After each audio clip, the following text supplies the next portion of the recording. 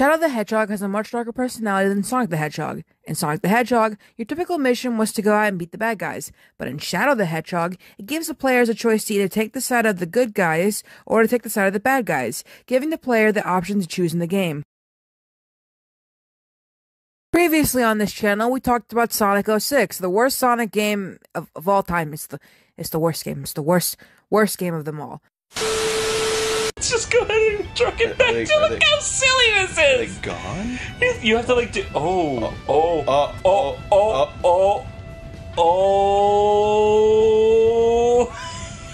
Okay. Aaron, don't leave! Aaron, don't... Aaron! I love you! No, I'm fucking done! I'm fucking done! No, you're not! This is bullshit! I'm gonna go... This is fucking bullshit! I can't get off! What is this? I can't get off! What is this? I'm stuck! What is my life? But today we're talking about Shadow's game. That's right, Shadow had a game.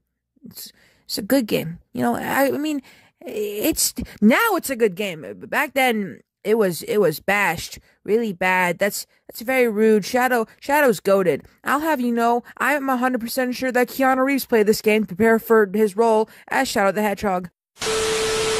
Today's video is sorta similar to the Sonic 06 video.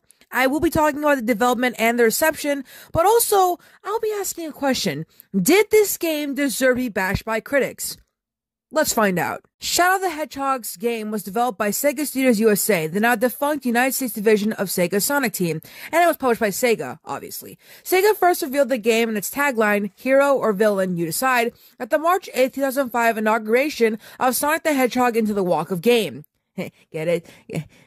I'm sorry. Sega formally announced development of the game for the GameCube, PlayStation 2, and Xbox video game consoles on March 23rd, 2005. Hey, wait a minute, I have a PS2. Can I play this game? The same year, Sega released the game in North America on November 15, 2005, in Europe on November 18, 2005, and Japan on December 15, 2005. Sonic's team Takashi Lizuka, I got it. And series co-creator Yuji Naka led development, with Luzuku, I'm really sorry. Luzuku serving as writer and director, and Naka as producer. Luzuku, who had worked on the Sonic the Hedgehog series since 1993, targeted a younger audience of previous Sonic games and wanted to attract the older audience with Shadow the Hedgehog. The game's development team wanted to make a game featuring Shadow to resolve plot mysteries that began with the character's introduction in Sonic Adventure 2. The team felt that Shadow's design, inspired by films such as Underworld, Constantine, and the Terminator series, would make the story darker and allow for elements, such as vehicles and weapons, otherwise considered inappropriate for a Sonic game. Naka stated in an interview with GameSpy that he wanted to use Shadow as the game's main character due to his popularity among fans and being the best fit for a gun action game. It's funny how Constantine was an inspiration for Shadow's design, considering that's the movie Keanu starred in, and now Keanu's playing Shadow, who Shadow is mainly known for using motorcycles and guns, which is exactly what Keanu does in the most of his movies, and also Keanu Reeves owns a motorcycle company, and I'm yapping again, I'm really sorry. The game features several anime cutscenes produced by Blur Studio. The music of the game was composed by Jun Sonoe, with additional work by Yutaka Minobi, Tomoyo Otani, and Mariko Naba. Lost and Found, Shadow the Hedgehog vocal track is a video game soundtrack released on CD on February 22nd, 2006. The album contains 7 vocal songs from the game, one of which is a remix rather than the original. Another soundtrack, Shadow the Hedgehog original soundtrack, was released on the same day. It contains both vocal and instrumental soundtracks from the game. In Japan, Shadow the Hedgehog was promoted through a collaboration with Japanese hip-hop group MeFlow, whose song, Tripod Baby, was remixed and featured in the commercial under the title Tripod Baby Shadow the Hedgehog mix. In addition to this, an alternative music video for Tripod Baby featuring the remix included new scenes with Shadow. Shadow the Hedgehog was actually the first game the first ever Sonic game to use the 4 Kids cast from Sonic X following the death of Dr. Eggman's previous voice actor, Dean Bistro. This cast continued to be used until late 2010 when all but Mike Pollock were replaced before the release of Sonic Free Riders. Unlike most Sonic games, Shadow the Hedgehog's dialogue features mild profanity, including damn and hell. The decision to include profanity in firearms was made early in development to create a more mature tone. According to Jason Griffith, Shadow's English voice actor, Sega considered aiming for an M-mature rating during development and had him record alternate dialogue in which he used the word the F word. I don't think I could say that on YouTube. It was just like every sentence. I'd be yelling, Sonic, give me that fucking Chaos Emerald. Okay, well, I just swore. They're gonna get me for that. Anyways, or something like that. He said Sega likely had hours of such dialogue in its archives. The EESRB ultimately assigned Shadow an E10 plus rating for fantasy violence and mild language. So with all that said and done, what was the reception for this game?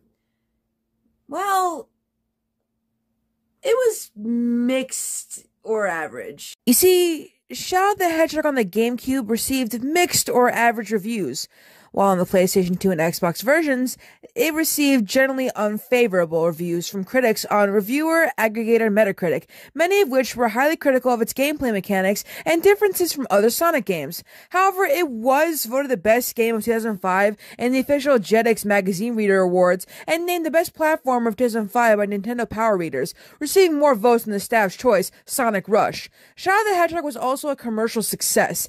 Sega reported 1.5 million units sold from its release to March 2006, and 470,000 units sold in the US from March 2006 to March 2007 for total sales of at least 2.6 million. The game was later released as a part of 3 budget lines, Greatest Hits and Platinum Range for the PlayStation 2, representing sales of at least 400,000 in North America and Europe respectively, and Player's Choice for the GameCube, 250,000 in North America. Many critics derided the game's sense of maturity for a Sonic game, especially the addition of guns and other weapons. Game Informer staff writer Matt Helgeson said not only is this new adult interpretation of Sonic painfully dumb, it's also ill-advised and almost feels like a betrayal to longtime fans.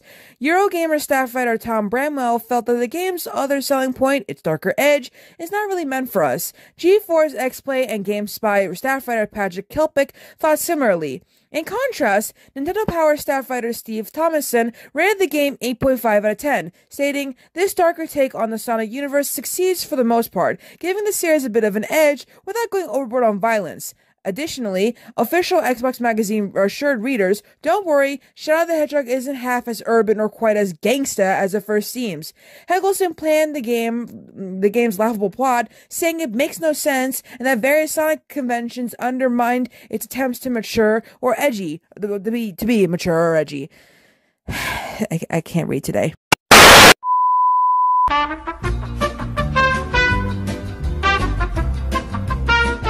Reviewers also noted the game's controls, especially Shadow's honing attack, causing unexpected character deaths.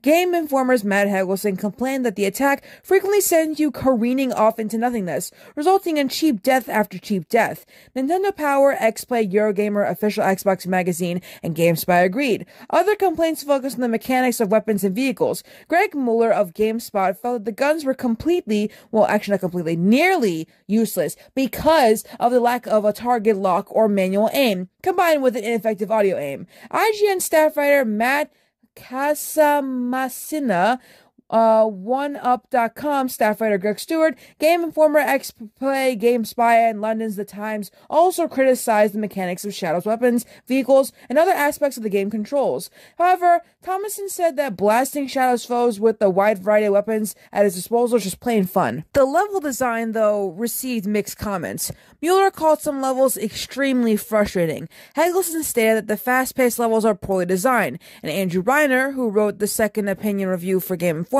called the level design disastrous. Official Xbox Magazine was more mixed, balancing the possibility of getting lost in large levels with the likely appeal of these stages to 3D Sonic gamers, particularly those who had enjoyed Sonic Heroes.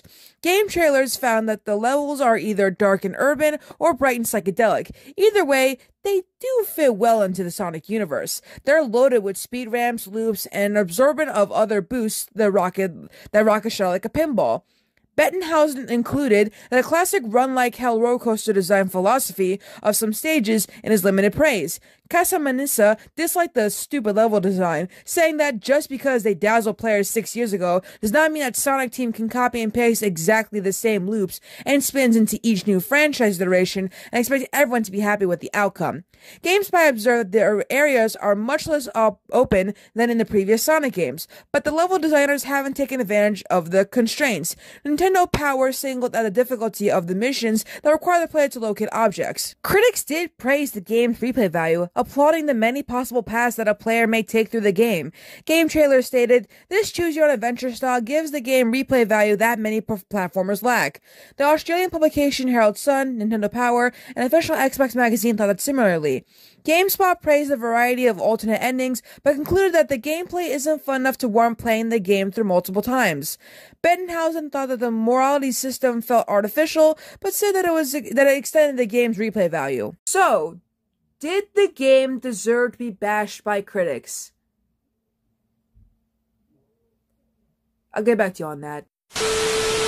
Now, but in all seriousness, the Sonic series typically skews out to a younger audience, which makes sense considering the cute characters who are on display and the sanitized level of violence. However, that's not to say the older audiences don't play Sonic games. Shadow the Hedgehog takes a risk in a game that's intentionally geared towards older teens and not the standard Sonic crowd. This is reflected through the game's incorporation of third-person shooter elements, since Shadow actually wields submachine guns and other weapons in addition to his Chaos Emerald and Hedgehog powers. He also equips the titular character. The game also equips the titular character with aggressive vehicles and modes of transportation that mark for more firsts for the franchise. These darker elements and gameplay changes were critics' primary criticism in the game, but this total whiplash actually makes sense for a character like Shadow. These complaints would perhaps be warranted in a game that focuses on Sonic, Tails, or even Knuckles, but a more pacified take on Shadow's story wouldn't be authentic to his character. It's also smart for Shadow the Hedgehog to appeal to the fans who grew up with the original games, but are now adults and have perhaps outgrown the cute qualities of the core series. It's not unusual for overlooked video games to turn into cult classics and gain a grander appreciation decades later. Shadow the Hedgehog's reputation hasn't been completely rehabilitated since 2005, but the character's prolonged popularity has more modern gamers turning to the character's solo-starring vehicle. Audiences are still willing to play a flawed game that's several generations old just because they're still so enamored with its main character and hungry for more. Shadow has always had a prominent role in video games and animated series, while other new creations like Silver the Hedgehog have floundered. That's the end of the video, and I have to agree that poor Silver hasn't really gotten anything since, I think, Sonic 06. I don't even remember when Silver was announced, but like, damn, give my boy something! But anyways, make sure to like, comment, subscribe, and I'll see you all in my next two Sonic videos, Sonic and the Secret Rings and Sonic and the Black Knight. Well, next time on Game Grumps, I'm gonna go ahead and go up this. Hold on, I'm gonna go ahead and go up this. Hold on. I'm gonna go ahead and go up this thing real quick. Why did they even put that ramp there? I'm not even trying to be funny here. This is just—that's just what's happening. I'm like, oh, it's here. Do it! There we go. Yay! Next time on Game Grumps. Next time on Game Grumps. The black arm shall cleanse the whole planet of parasites, as we have done with the fuck?